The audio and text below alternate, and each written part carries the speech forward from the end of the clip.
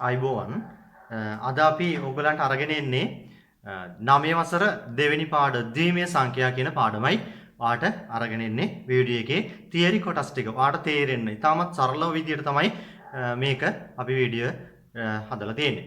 හරි. යමු අපි බලමු අපි 10 පාදයේ සංඛ්‍යාවක් කොහොමද දෙකේ පාදයට හරවන්නේ කියලා. 10 පාදයේ සංඛ්‍යාවක් කොහොමද දෙකේ පාදයට හරවන්නේ කියලා. දෙකේ පාදයට හරවන්න. දෙකේ පාදයට හරවන්න දුන්නොත් එහෙම. බලමු අපි මම උදාහරණයක් විදිහට ගන්නම් 7 කියන සංඛ්‍යාව. මට මෙයාව දෙකේ පාදයට හරවන්න ඕන. දෙකේ පාදයට හරවන්න නම් වා කරන්න ඕන මේක 7 කියන සංඛ්‍යාව බෙදන්න ඕන දෙකෙන්. යටට බෙදාගෙන යන්න. 7 කියන එකට දෙකේ ගොඩවල් කීයක් තියෙනවද? 3ක් තියෙනවා නේද? දෙවරක් 3නේ 6 වෙන්නේ. 3යි ඉතුරු නාන එකක් ඔයා ලියාගන්න මේ ඉස්සරහින් එකක් ඉතුරුයි කියලා. 3 කියන එක බෙදන්න දෙකෙන්. 3ට දෙකේ ඒවා 1යි ඉතුරුනා එකක් ඉතුරුනා කියලා ලියාගන්න. 2 කියන එක බෙදන්න 1 කියන එක බෙදන්න දෙකෙන් දෙකේ ගොඩවල් නැහැ. හැබැයි ඉතිරි එකක් ඉතුරුයි. දැන් ඊට පස්සේ වා මේක ලියන්න මේ යට ඉඳන් උඩට ලියන්න. යට ඉඳන් උඩට ලියන්න 1 1 1 දෙකේ පාදයට 7 කියන සංඛ්‍යාව අපි ලියුවා 1 1 1 දෙකේ පාදයට. ඔන්න 7 කියන සංඛ්‍යාව අපි ලියාගත්තා. තවත් උදාහරණයක් බලමු අපි. තව එකක් බලමු අපි 20 කියන සංඛ්‍යාව 10 පාදයට තියෙන. අපි මේ ගන්න සංඛ්‍යාව තියෙන 10 පාදයට. එයා දෙකේ පාදයට හරවන්න ඕන. මෙයාව දෙකෙන් බෙදාගෙන යමු. 20 බෙදුවා දෙකෙන් 10යි. ඉතුරුද නැත. 10 දෙකෙන් බෙදුවා 5යි. ඉතුරුද නැහැ. බිඳුවයි. 5 දෙකෙන් බෙදුවා 5ට දෙකේ ගොඩවල් 2යි. දෙවරක් 2 4යි. ඉතිරි එකක් ඉතිරි යොන්න. 2 දෙකෙන් බෙදුවා 1යි. ඉතිරුනේ නැහැ. 1 දෙකෙන් බෙදුවා බිඳුවයි එකක් ඉතිරි. කොහේ ඉඳන්ද ලියන්නේ? පල්ලෙහා ඉඳන් උඩට ලියන්නේ. 1.1.0 දෙකේ පාදයට අනිවාර්යයෙන්ම පාදය ලියන්න ඕන දෙකේ. 10 පාදේ නම් ලිව්වේ නැහැ කියලා කියන්නේ මොකක් කරලා සංඛ්‍යාව ලියලා නැහැ කියලා කියන්නේ අපි ගණන් ගන්නේ 10 පාදේ හැටියට තමයි ගණන් ගන්නේ. තවත් එකක් උදාහරණයක් ගමු පැහැදිලි වෙන්න. ලොකු සංඛ්‍යාවක් ගමු ටිකක් ලොකු සංඛ්‍යාවක්.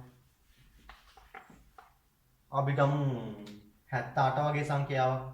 තුන්වෙනි උදාහරණය මම ගන්නවා 78. මොකද කරන්නේ? දෙකෙන් බෙදනවා.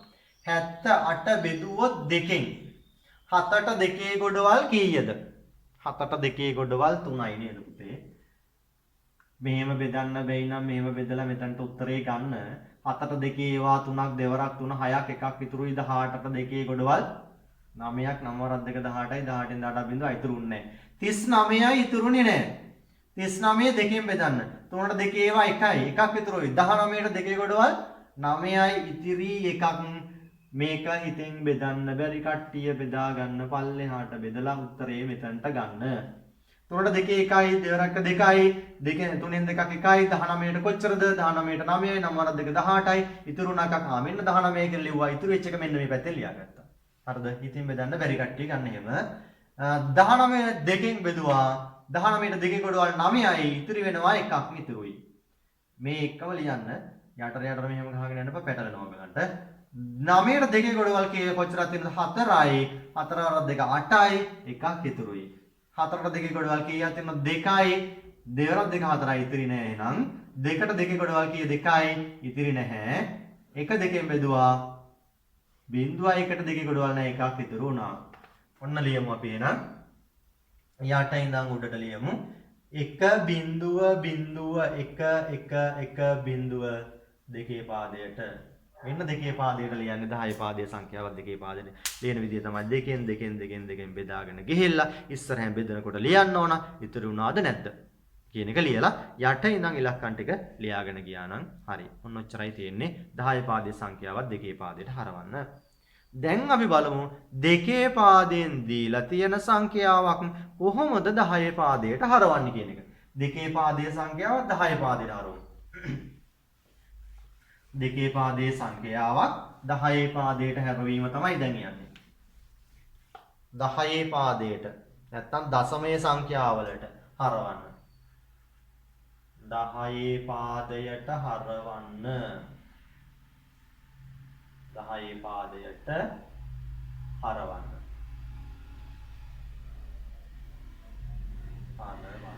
right. 10 පාදයට හරවමු.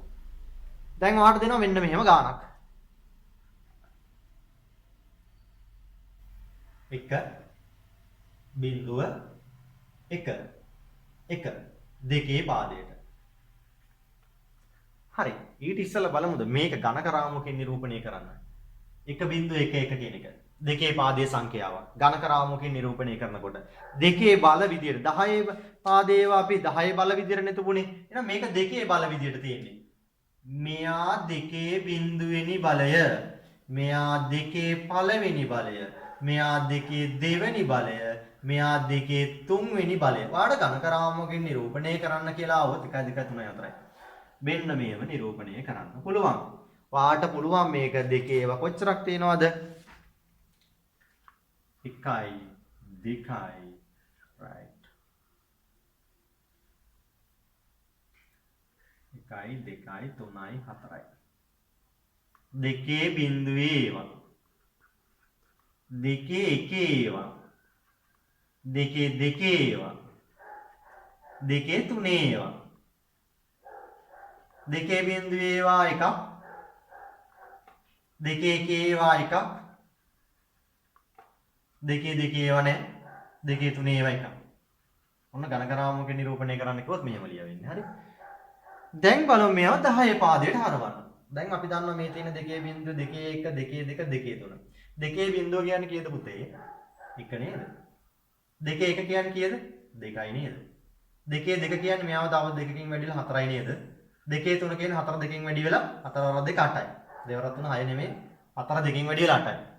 දැන් බලන්න මෙන්න මෙයාව සෙට් එක. මේ තියෙන්නේ මෙන්න මෙයාව සිලක්කන්න එක. උඩ තියෙන සංඛ්‍යාවත් එක්ක වැඩි කරලා එකතු කරමු. මෙහෙමයි නම් 1 8න් ගුණ කළා එකතු කරා බිඳුව 4න් ගුණ කළා එකතු කළා 1 2න් ගුණ කළා එකතු කරා 1 1න් ගුණ කළා.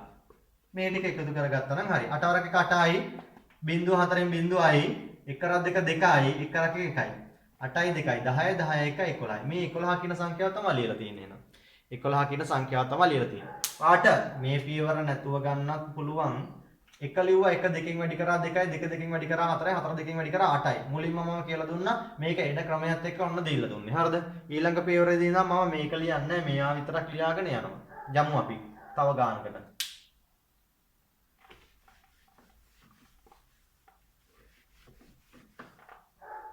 දෙවෙනි එක පාඩ තියෙනවා 1 බිඳුව බිඳුව 1 බිඳුව දෙකේ පාදයට. මේ කවුද 1? දෙකේ බිඳුව කියන්නේ 1යිනේ. එයාව දෙකෙන් වැඩි කළා 2යි. එයාව දෙකෙන් වැඩි කළා 4යි. එයාව දෙකෙන් වැඩි කළා 8යි. මෙයාව දෙකෙන් වැඩි කළා 16යි. 1 2 4 8 16. මේ තියෙන දෙකේ බිඳුවෙනි බලය දෙකේ දෙවෙනි බලය දෙකේ තුන්වෙනි බලය දෙකේ හතරවෙනි බලය තමයි මේ තියෙන්නේ.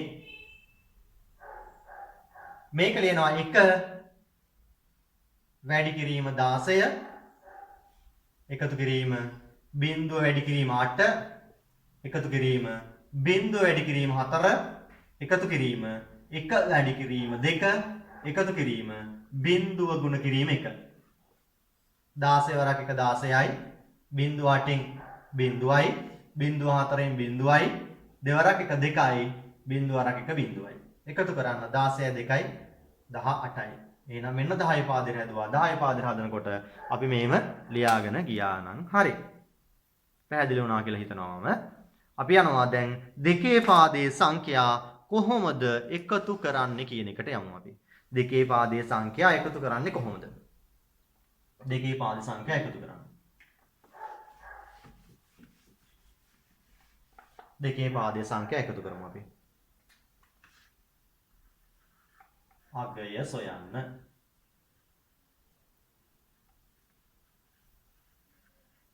අගය සොයන්න තියෙනවා. පළවෙනි එක 1.1 එකතු කරන්න තියෙනවා 1 1 දෙකේ පාදයට. දෙකේ පාදයට එකතු කරන්න.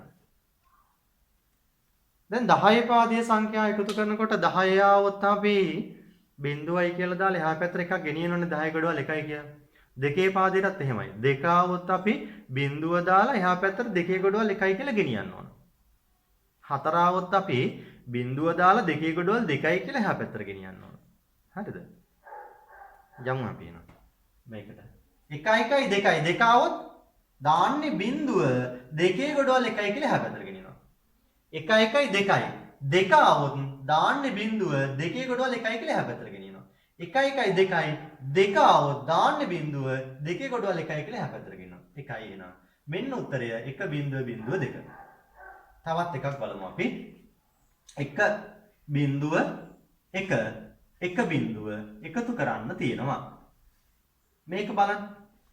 මේක 1 බිඳුව 1යි බිඳුව 1 1යි 1යි. එහෙනම් මේකේ ඉන්නේ උත්තරය 1 1 1 1. තවත් එකක් බලමු අපි. 1 1 1 1 1 1 1 දෙකේ පාදයට 1 1 2යි දෙක ආවොත් බිඳුව එකක් ඉතිරි. එකක් ඉතිරි නේ. දෙකයිනේ දෙකේ ගොඩවල් 1යි. 1යි 2යි 3යි. 3 කියන සංඛ්‍යාවට දෙකේ ගොඩවල් එකක් තියෙනවා. තව ඉතිරි එකක් තියෙනවා. ඉතිරි එක මෙතන දාගන්න. දෙකේ ගොඩවල් එක එහා පැත්තට ගෙනියන්න. 1 2 3. 3 කියන සංඛ්‍යාවේ දෙකේ ගොඩවල් එකක් වෙන් වුණාට පස්සේ ඉතිරි වෙනවා එකක්. ඒ ඉතිරි වෙන සංඛ්‍යාව මෙතනට දාන්න දෙකේ ගොඩ එක එහා පැත්තට ගෙනියන්න. 1 1 2යි දෙක આવොත් බිඳුව එහා පැත්තට එකක් ගෙනියනවා. දෙකේ ගොඩවල් 1යි කියලා මෙන්න උත්තරේ එහෙනම් 1 බිඳුව 1 1 බිඳුව දෙකේ පාදයට.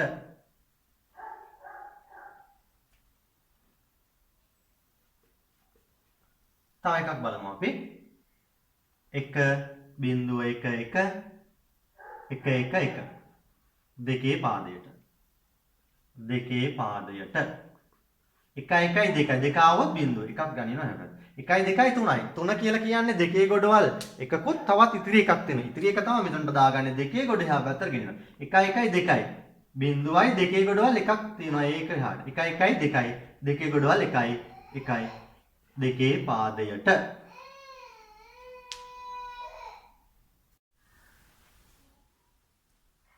හොඳයි අපි එකතු කිරීම තවත් උදාහරණයක් බලමු. එකතු කිරීමට එකතු කරනකොට අපිට ලියන්න පුළුවන් දෙකේ පාදයේ සංඛ්‍යාවල බිඳුව සහ 1 විතරයි ලියන්න පුළුවන් නේද? තව 1 බිඳුව 1 1 බිඳුව 1 1 දෙකේ පාදයට 1 1 2යි. දෙක කියන එක අපි දෙකේ පාදයේ සංඛ්‍යාවල ලියන්නේ නැහැ. දෙක આવොත් අපි ලියන්නේ බිඳුව. 2යි කියන සංඛ්‍යාවට දෙකේ ගොඩවල් එකක් තියෙනවනේ. එහා පැත්තට ගෙනියනකොට දෙකේ ගොඩවල් කීයක් තියෙනවද? 1යි. 1 1 2යි දෙක આવොත් බිඳුව දෙකේ ගොඩවල් 1යි කියලා එහා පැත්තට ගෙනිච්චා. 1 1 2යි දෙකේ බිඳුව දෙකේ ගොඩවල් 1යි කියලා එහා පැත්තට 1 2යි 3යි 3 කියන සංඛ්‍යාවට දෙකේ ගොඩවල් 1යි ඒක එහා පැත්තට ගෙනිච්චා. ඉතිරි එක මෙතනට දැම්මා. මේ ගෙනාව එක මෙතනට ආවා. උත්තරේ 1 1 බිඳුව බිඳුව දෙකේ පාදයට. අපි යමු අඩු කිරීම. දෙකේ පාදයේ සංඛ්‍යා අඩු කරනකොට කොහොමද අඩු කරන්නේ කියලා බලමු. අපිට තියෙනවා පළවෙනි ගාන 1 1 1 දෙකේ පාදයට අඩු කරන්න ඕන 1 1 1 එකෙන් එකක් බිඳුවයි. එකෙන් එකක් බිඳුවයි. මෙතන අඩු කරන්න එකක් නෑ 1. එන 1 බිඳුව බිඳුව තමයි මේකේ උත්තරේ එන්නේ. තවත් උදාහරණයක් බලමු අපි. 1 බිඳුව බිඳුව 1 1 දෙකේ පාදයට මෙහෙම ගමු. 1 1 බිඳුව 1 1 තියෙනවා. දැන් මෙතන බිඳුව එකක් අපිට අඩු කරන්න පුළුවන්ද? බෑ. එහා පැත්තෙන් එකක් ගේනවා කියලා කියන්නේ දෙකක් ගේන්නේ. දැන් උදාහරණයක් විතර 10 පාදයේ සංඛ්‍යා 400න් 189ක් අඩු කරන 3 කියලා හිතන්න. බින්දුවෙන් 9ක් අඩු කරන්න බැරුණාම එහා පැත්තෙන් ගේනවා. මෙයාගෙත් නෑ. මෙයාගෙන් ගේනවා. මෙයා ගේනකොට 10ක් වෙන්නේ. ඒ 10 එකක් මේ පැත්තට දුන්නා. මෙයා 9ක් වුණා. මෙතන 10ක් වුණා. ඒ 10 එකක් මේ පැත්තට දුන්නා. මෙතන 9ක් වුණා. අන්තිමට 10 වුණා. කොහොම වෙන්නේ? දෙකේ පාදයේ සංඛ්‍යාවල දෙකක් තමයි ගේන්නේ. එතකොට මෙතන ඉඳන් මෙතනට ගේන්නේ දෙකේ ගොඩක් ගේන්නේ. දැන් තියෙන මෙතන දෙක කියන සංඛ්‍යාව. දෙකෙන් එකක් එකයි. දැන් එකක් දුන්නානේ මෙතන තියෙච්ච එක එහා පැත්තට දුන්න මෙතන තියෙන බිඳුව. බිඳුවෙන් එකක් අඩු කරන්න බෑ. එහා පැත්තෙන් එකක් ගන්නවා. එහා පැත්තෙන් එකක් ගන්නවා කියන්නේ දෙකක්. දෙකෙන් එකක් අඩු කරනවා කියලා කියන්නේ එකයි. මෙතන එකක් නෑ. එහා පැත්තට දුන්නා එහෙනම් උත්තරේ 1 1 දෙකේ පාදයට. තව උදාහරණයක් බලමු අඩු කිරීම.